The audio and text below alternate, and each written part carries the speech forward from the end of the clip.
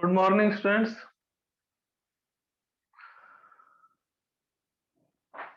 Good morning, students. Please raise your hand if my voice is audible for you and video is clear.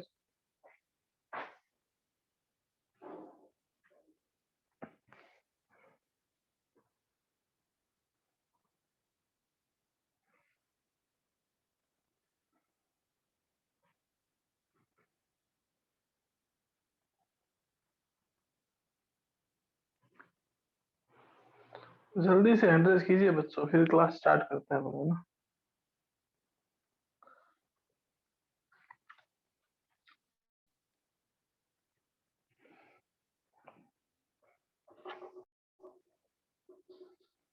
The rate of hand raise is very किसके क्या कारण है पता नहीं हमें कि जो आपके हैंड रेज करने की रेट है वो बहुत कम है, बहुत ही है। इसको थोड़ा बढ़ाइए ना। फिर अपन स्टार्ट करते हैं क्लास। सागर, रवि, सुयश, कुणाल।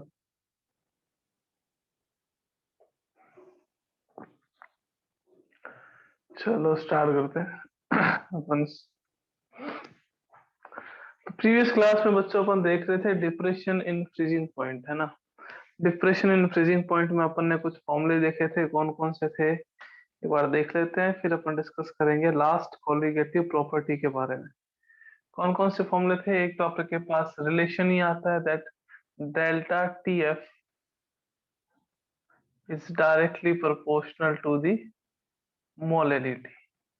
ये भी क्वेश्चन आ सकता है that prove delta T F is directly proportional to the molality. Board exams की बात कर रहे हैं।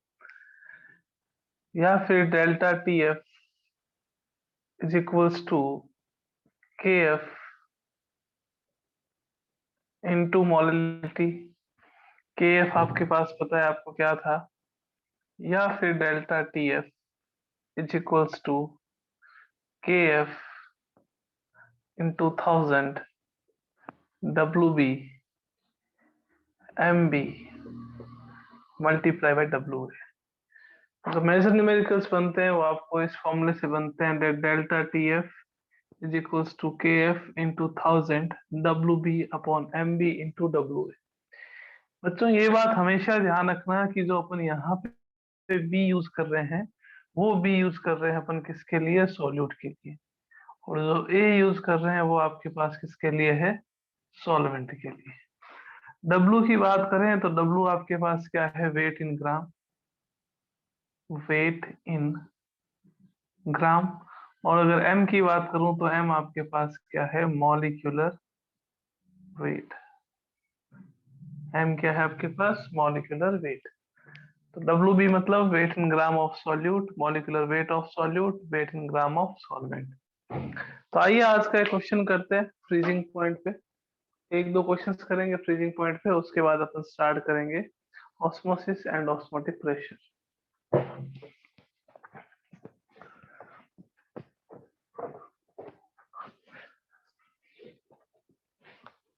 क्वेश्चन क्या है अपने पास देखिएगा, एग्जांपल है अपना। वेट ऑफ गिवन है अपने पास, दो बातें बता दूं। Weight of non electrolyte solute, non electrolyte solute given है ये आपके पास 1 ग्राम। कितना गिवन है आपके पास? 1 ग्राम। जब आप इसको ऐड करते हो वेट ऑफ बेंजीन, बेंजीन में ऐड करते हो, वो आपको गिवन है 50 gram. Then freezing point of freezing point of benzene decreased by 0.40 kelvin. Freezing point जो है बेंजीन का 0.40 केल्विन से डिक्रीज हो जाता है। आपको गिवन क्या है इसके लिए? आपको गिवन है K F for benzene, K F for benzene is equals to 5.12 kilogram per mole. Calculate क्या करना है कैलकुलेट आपको करना है that molecular weight of solute का मॉलिक्यूलर वेट गिवन है ना, सॉरी कैलकुलेट करना है। Weight of non electrolyte solute given है, वो अपने पास कितना है 1 ग्राम। उसके बाद क्या गिवन है आपके पास, वेट ऑफ बेंजीन गिवन है। बेंजीन यानी कि आप यहाँ पे बेंजीन को एज ए सॉल्वेंट ले रहे हो, वो आपके पास कितना है 50 ग्राम। और जब आप इन दोनों को ऐड करते हो तो फ्रीजिंग पॉइंट डिक्रीज हो जाता है 0.40 केल्विन से, मतलब ये आपके पास क्या आ गया डेल्टा टी। और आपको कैलकुलेट क्या करना है, आपको कैलकुलेट करना है MB, what is the molecular mass of solute. Solute का मॉलिक्यूलर मास क्या होगा, बड़ा ही इजी क्वेश्चन है, सीधे सीधे फॉर्मूले में वैल्यू पुट करनी है। That delta T F is equals to K F कितना है, फॉर्मूला अपने पास ये था K F into 1000 multiply by W B upon अपने पास क्या था एम बी इंटू अपने पास क्या था डब्ल्यू। ये अपने पास सीधा सीधा फॉर्मूला है, इसमें हर एक की वैल्यू पुट करनी है। तो डेल्टा टी एफ की वैल्यू कितनी है 0.40 kelvin is equals to K F की वैल्यू कितनी है 5.12 मल्टीप्लाई बाय क्या आ गया 1000 मल्टीप्लाई डब्ल्यू भी कितना है आपके पास 1 गिवन। एम बी आपको कैलकुलेट करना है, मल्टीप्लाई बाय डब्ल्यू ए कितना है आपके पास 50। कैलकुलेट क्या करना है एम बी, तो एम बी यहाँ आ जाएगा क्रॉस मल्टीप्लाई से, और ये कहाँ चला जाएगा नीचे, तो 5.12 मल्टीप्लाई बाय आपके पास 1000 इंटू 1, एम बी आपके पास 0.40 इंटू आपके पास 50। बस हो गया क्वेश्चन, कोई दिक्कत ही नहीं है, कैलकुलेशन करनी है। पॉइंट से पॉइंट आप कैंसिल आउट कर दीजिए, ये पॉइंट से पॉइंट कैंसिल आउट हो गया, ये 10 से 10 कैंसिल आउट, ये 10 से 10 कैंसिल आउट, और ये कितनी time cancel out 2 time cancel, और ये कितनी time cancel out 2 time cancel out, और ये कितनी टाइम, यानी कि एम बी आपके पास कितना आ गया 256, यानी कि मॉलिक्यूलर मास ऑफ सॉल्यूट कितना आ गया आपके पास 256। तो बच्चों न्यूमेरिकल अगर ये समझ आ गया हो तो जल्दी से हैंड रेज कर दीजिएगा, वैसे समझने की कोई बात ज्यादा थी नहीं उसमें, वैल्यू गिवन थी और आपको molecular mass of solute calculate करना था, फॉर्मूले में वैल्यू पुट करनी थी और अपने पास क्या आ जाता मॉलिक्यूलर मास ऑफ सॉल्यूट 256 इसका आंसर आ जाता है ना। कैलकुलेशन काफी ज्यादा इजी। नेक्स्ट क्वेश्चन है आपके लिए, देखते हैं।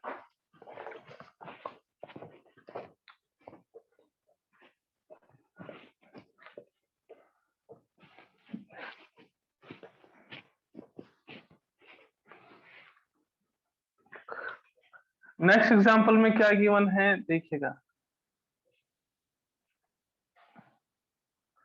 वेट ऑफ सॉल्यूट गिवन है। वेट ऑफ सॉल्यूट क्या है आपके पास, ethylene glycol, ethylene, weight of ethylene glycol given है आपके पास कितना 45 ग्राम। इथाइलिन ग्लाइकोल गिवन है आपके पास 45 ग्राम। इसको अगर आप ऐड करते हो वाटर में, इसको अगर आप वाटर में ऐड करते हो, weight of water, wait of water अगर आप देखते हो तो ये गिवन है आपको 600 ग्राम। 600 ग्राम वाटर गिवन है, इथाइलिन ग्लाइकोल 45 ग्राम है। आपको कैलकुलेट क्या करना है, आपको दो चीजें कैलकुलेट करनी है। फर्स्ट तो है डिप्रेशन इन फ्रीजिंग पॉइंट, कि कितना फ्रीजिंग पॉइंट डिक्रीज हुआ है, और सेकंड आपको कैलकुलेट करना है freezing point, freezing point of solution will be, solution का फ्रीजिंग पॉइंट क्या होगा, कि सर हमें एक चीज की और रिक्वायरमेंट है तो अभी दे देते हैं K F for water, K F for water is equal to 1.86 kelvin kilogram mole inverse. ये आपको के एफ दे रखा है वाटर के लिए, आपको ये बताना है डिप्रेशन इन फ्रीजिंग पॉइंट और freezing point of solution will, जल्दी से बता दीजिए जितना जल्दी हो सके उतना जल्दी। कि व्हाट विल बी डिप्रेशन, कितना डिप्रेशन होएगा फ्रीजिंग पॉइंट में, और सॉल्यूशन का फ्रीजिंग पॉइंट कितना हो जाएगा।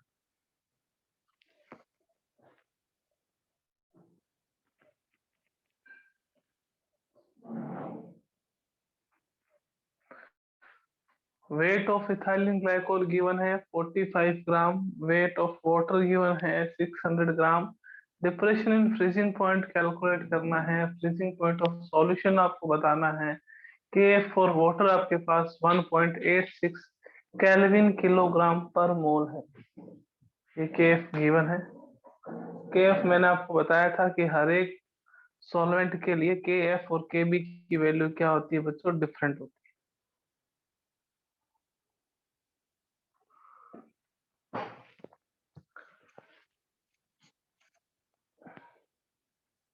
अब कई जने तो इथाइलिन ग्लाइकोल के फॉर्मूले में ये सर, इथाइलिन ग्लाइकोल का फॉर्मूला क्या होता है। देखो ग्लाइकोल का मीनिंग है दो OH ग्रुप। इथाइलिन कब कहते हैं कि जब आप क्या करते हो, CH3 में से, नेबरिंग में से दो हाइड्रोजन निकाल देते, दिस इज इथाइलिन ग्लाइकोल। ये आपके पास क्या है, इथाइलिन ग्लाइकोल। मॉलिक्यूलर मास जो है, मॉलिक्यूलर वेट जो है इसका, वो कितना होगा, 12 ये हो गया, 12 ये हो गया, कितना हो गया 24 प्लस 17 ये हो गया, 17 ये हो गया, कितना हो गया 34, 68। सॉरी देख लेते हैं दोबारा ना, 12 नहीं सॉरी 14 पूरा ये हो गया, ये 14 हो गया, तो कितना हो गया 28 प्लस 16 1 17, और 17 कितना हो गया ये 34, 62 इसका मॉलिक्यूलर मास आएगा। Molecular mass will be 62। तो कैलकुलेट क्या करना है, depression in freezing point calculate करना, बहुत ही इजी क्वेश्चन। कैसे सर, तो देखो depression in freezing point calculate करना है, मीन्स सबसे पहले आपको डेल्टा टीएफ कैलकुलेट करना। डेल्टा टीएफ का फॉर्मूला अभी अपने देखा क्या होता है, that is K F into 1000 into आपके पास W B upon M B into आपके पास डब्ल्यू ए। तो delta T F will be, delta T F is equals to K F कितना गिवन है 1.86 इंटू आपके पास 1000, डब्ल्यू बी कितना गिवन है आपके पास 45, एम बी कितना है आपके पास 62, मल्टीप्लाई बाय आप क्या करोगे 600 को कैंसिल आउट कर दोगे, जीरो से जीरो ये कैंसिल आउट हो गए, पॉइंट हटाओगे तो यहाँ कितने आ जाएंगे, 2 जीरो आ जाएंगे, 2 जीरो में से एक जीरो ये आपके पास क्या हो जाएगा, कैंसिल आउट। ओके, ये सर हो गया, इतना कोई दिक्कत नहीं है। अब देखो 62 की टेबल 3 टाइम बोलोगे तो 186 आएगा, कि सर आपको कैसे, तो 60 को 3 से मल्टीप्लाई करो तो 180, 2 को 3 से मल्टीप्लाई करो तो 6, दोनों को ऐड कर दो तो आपके पास कितना आ गया, यहाँ से आपने इसको कैंसिल आउट कर दिया 2 टाइम, कितना आ गया आपके पास 45 अपॉन 2 इंटू 10, इसको कैंसिल आउट करोगे तो कितना आएगा 22.5, 22.5 अपॉन 10 कितना हो गया 2.25। ये आपके पास क्या आ गया, depression in freezing point. 2.25 is depression in freezing point. Delta TF की मैं अगर बात करूं, तो डेल्टा टीएफ होता क्या है कि सर, डेल्टा टीएफ होता है टीएफ माइनस टी। टीएफ क्या होता है, TF is equals to freezing point, freezing point of solvent in pure state, freezing point of solvent in pure state, ये आपके पास टीएफ होता है। और माइनस आपके पास क्या आ गया, टी। टी आपके पास क्या होगा, freezing point of solution, freezing point of solution. आपको कैलकुलेट क्या करना है, टी, डेल्टा टीएफ कितना है 2.25 इज इक्वल्स टू टीएफ कितना है 273 माइनस टी, टी की वैल्यू कैलकुलेट करनी है, आप इजीली कर सकते हो ना। तो ये आपके पास देखो, जैसे ही आपने क्या करा, वाटर के अंदर इथाइलिन ग्लाइकोल डाला, ethylene glycol is a non volatile solute, तो वाटर का फ्रीजिंग पॉइंट क्या हो गया, डिक्रीज हो गया, और इसी को अपन क्या कहते हैं, डिप्रेशन इन फ्रीजिंग पॉइंट कहते हैं। समझ आ गया हो तो एक बार जल्दी से हैंड रेज कर दीजिए, जल्दी जल्दी हैंड रेज कर दीजिए, किसी के अगर आंसर भी मैच कर रहे हो तो जल्दी से हैंड रेज कर दीजिए। किसी का अगर आंसर भी मैच कर रहे हो तो जल्दी से हैंड रेज कर दीजिए बच्चों अपना। ओके, तो ये अपने कुछ क्वेश्चंस थे किस पे, फ्रीजिंग पॉइंट पे। अब अपन चलते हैं नेक्स्ट टॉपिक पे अपने।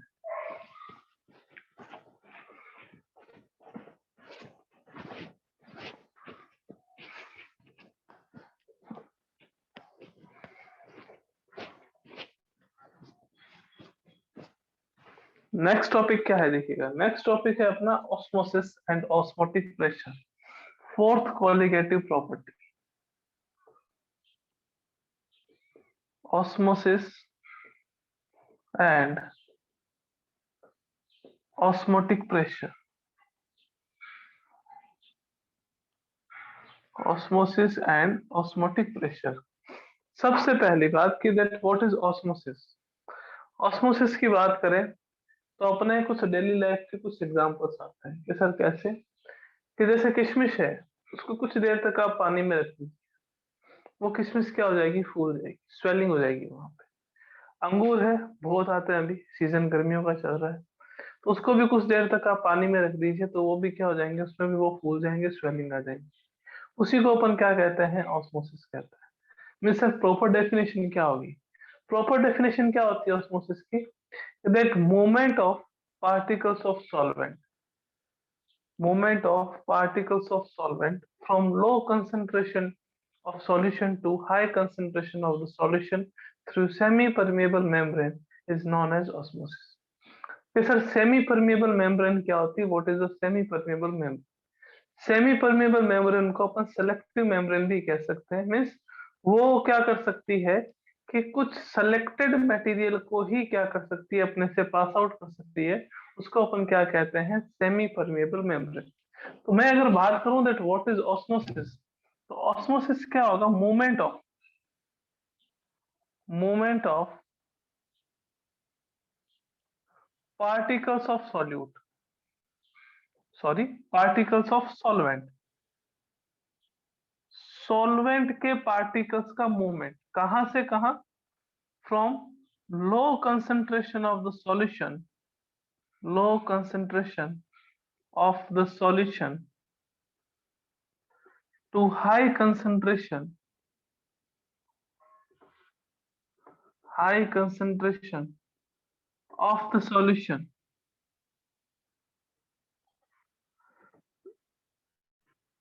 through semi-permeable membrane, through semi-permeable membrane is known as osmosis। कि आपके पास सॉल्वेंट के पार्टिकल्स की movement from low concentration of solution to high concentration of solution, कि तो सर अंगूर में या किशमिश में कैसे हुआ। तो आपको अगर पता हो कि अगर अपन किशमिश की बात करें, किशमिश आप खाते हो तो आपको थोड़ा मीठा सा लगता है। वो क्यों लगता है, क्योंकि उसके अंदर कोई सॉल्यूशन प्रेजेंट होता है जो स्वीट इन नेचर होता है, यानी कि अंदर की तरफ सॉल्यूशन की कंसंट्रेशन क्या है, ज्यादा है। ठीक है ना। बाहर आपके पास क्या था, सॉल्वेंट था, ओनली एंड ओनली सॉल्वेंट था, वाटर था, यानी कि सॉल्यूशन की कंसंट्रेशन क्या थी, कम थी। अब जो ये सॉल्वेंट के पार्टिकल्स हैं, इनका अपनी सॉल्यूशन की लो कंसंट्रेशन से हाई कंसंट्रेशन की तरफ जो मूवमेंट होती है थ्रू सेमी परमेबल मेम्ब्रेन, उसको अपन क्या कहते हैं, ऑस्मोसिस कहते हैं। उसको अपन क्या कहते हैं बच्चों, ऑस्मोसिस। तो ऑस्मोसिस ध्यान में रखना कि क्या होता है, movement of particles of solvent होती है, कहां से कहां की ओर, low concentration of the solution to high concentration of the solution, solution के लो कंसंट्रेशन से हाई कंसंट्रेशन की थ्रू, सॉरी हाई कंसंट्रेशन की तरफ थ्रू सेमी परमेबल मेम्ब्रेन। एक और आपके पास प्रोसेस आती है, आपने अपने घरों में देखा होगा, घरों में वाटर प्यूरिफायर में यूं लगा होता है RO। What is the RO, RO is reverse osmosis, reverse osmosis. Sir ये क्या होता है रिवर्स ऑस्मोसिस, रिवर्स ऑस्मोसिस का मीनिंग क्या हो गया, यहां पर भी आपके पास मूवमेंट किसकी होगी, movement of particles of solvent, particle of solvent, यहां पर भी सॉल्वेंट के पार्टिकल की मूवमेंट होगी, बट अब कहां से कहां की ओर, from high concentration of the solution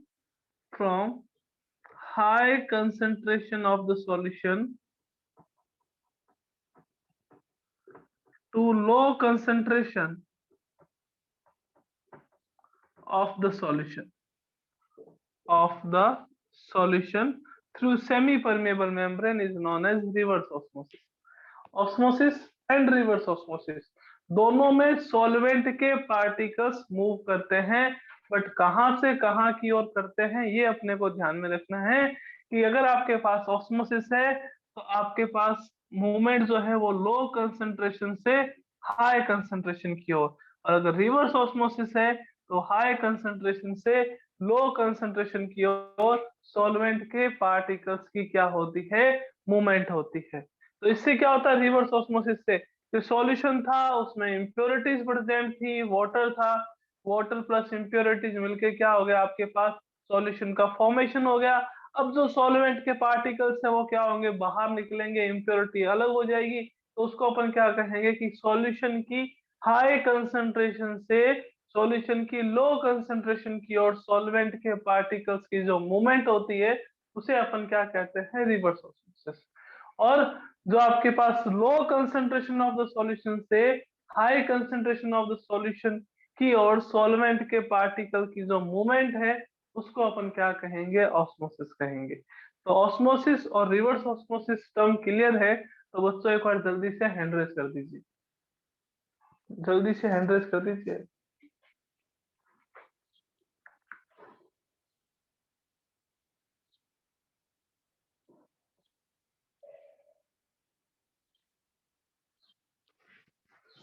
आइए फिर चलते हैं आगे।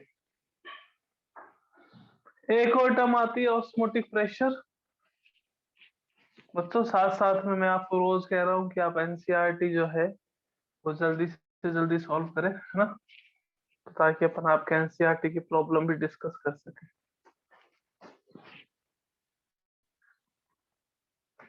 नेक्स्ट आता है आपके पास ऑस्मोटिक प्रेशर।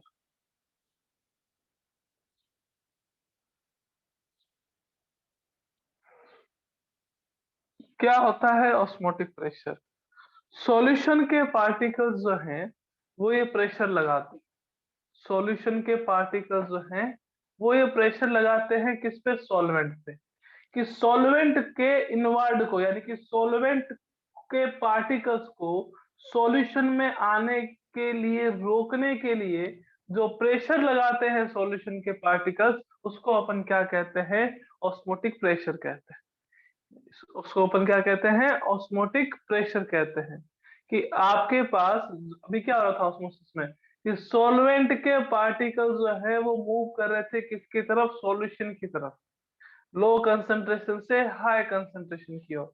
तो अब सॉल्यूशन के पार्टिकल्स जो है वो अपोज करते हैं किसको, सॉल्वेंट के पार्टिकल्स की मूवमेंट को। इसके लिए जो प्रेशर लगाया जाता है उस प्रेशर को अपन क्या कहते हैं, osmotic pressure, and it is denoted by pi, it is denoted by pi. आपके पास एक आइडियल गैस इक्वेशन थी कि एकदम थी सर, कौन सी थी, पीवी इक्वल्स टू एनआरटी। यहाँ पे P pressure, V volume and moles R gas constant, और T क्या था, टेम्परेचर। ऐसे ही इक्वेशन दी गई थी वॉन टॉप के द्वारा, pi V equals to NRT, pi V equals to NRT. यहाँ पे पाई क्या था आपके पास, ऑस्मोटिक प्रेशर,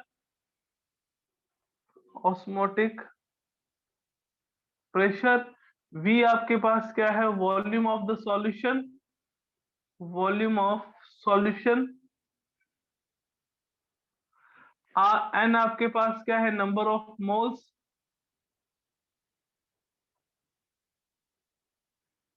आर आपके पास क्या है, गैस कांस्टेंट, और टी आपके पास क्या है, टेम्परेचर। टी आपके पास क्या है, temperature. Pi V equals to N R T, या फिर अपन यूं भी लिख सकते हैं that pi equals to N upon V R T.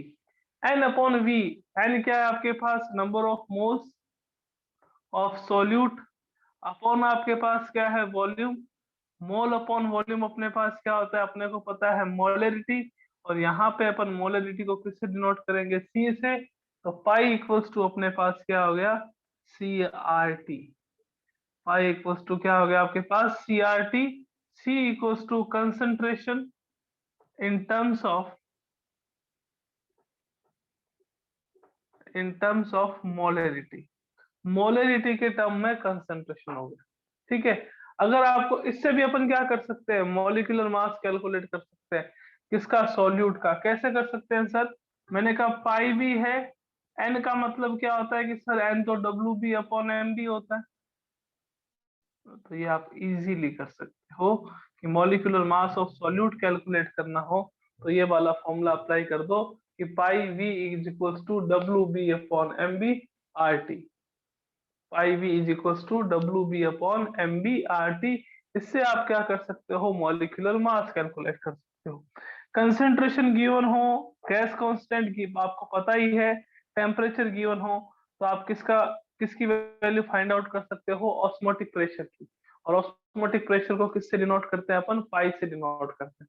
तो ऑस्मोटिक प्रेशर हो गया क्या, सॉल्यूशन के पार्टिकल्स के द्वारा लगाया जाने वाला वो प्रेशर जिससे क्या हो, सॉल्वेंट के पार्टिकल की मूवमेंट का वो अपोज करते हैं या सॉल्वेंट के पार्टिकल्स की मूवमेंट को रोकते हैं, उसको अपन क्या कहते हैं, ऑस्मोटिक प्रेशर कहते हैं। इसको डिनोट किससे करते हैं, पाई से। पाई का फॉर्मूला क्या आ जाता है अपने पास, सी आर टी। और सी आपके पास यहाँ पे क्या है, कंसंट्रेशन। सी आपके पास क्या यहाँ पे, कंसंट्रेशन। तो ऑस्मोटिक प्रेशर के बेसिस पे आपके पास जो सॉल्यूशन होते हैं इसको अपन 3 टाइप से डिवाइड करते हैं। कौन कौन से, एक तो होता है आइसोटोनिक, एक होते हैं आइसोटोनिक सॉल्यूशन, एक आपके पास होते हैं हाइपोटोनिक, हाइपोटोनिक सॉल्यूशन। और एक अपने पास होते हैं हाइपरटोनिक, हाइपरटोनिक सॉल्यूशन। क्या होता है देखिए, दो ऐसे सॉल्यूशन, इफ